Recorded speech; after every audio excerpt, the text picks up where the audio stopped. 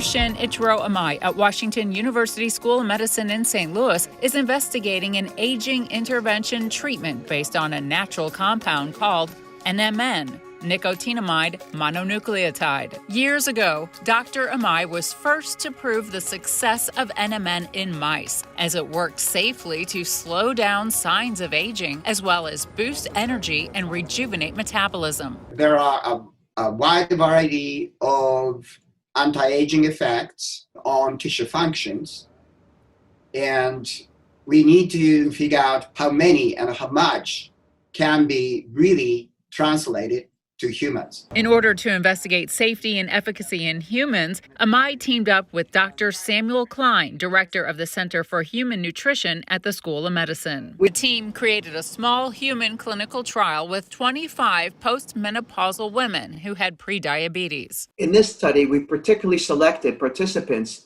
who are postmenopausal women with prediabetes because studies in rodents have shown that female mice have a better response to NMN therapy than do male mice.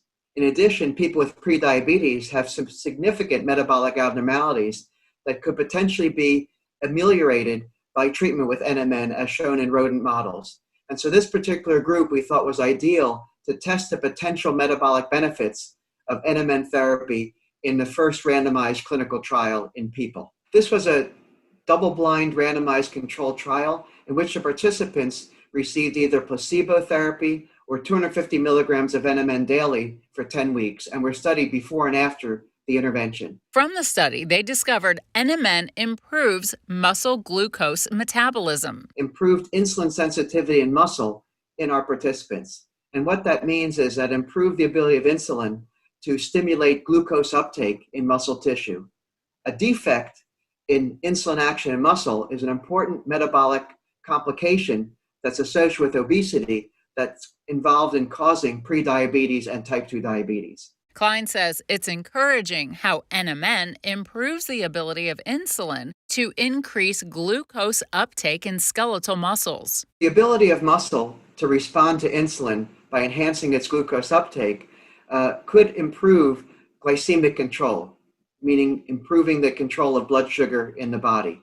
This is one early study. And so these early findings support that potential concept of NMN improving blood glucose control, but we really need more and more definitive studies in the future to fully evaluate this potential.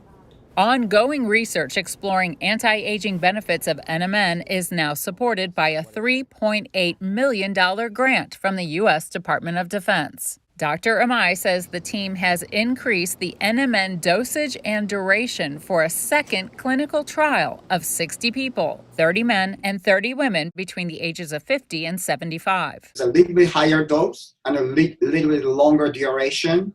What happens to people? And that's exactly what we are now assessing in the second clinical study. Imai says the findings from the first clinical trial give him reason to believe that NMN may one day offer clinical benefits to boost what he calls productive aging. If our second clinical trial suggests like a more beneficial effects of NMN in humans, then maybe it might be an interesting idea to take NMN for longer time and see what happens to our metabolism, and particularly in old individuals. The idea is to increase quality of life as people get older by providing aging intervention. We cannot make any clinical recommendations for people.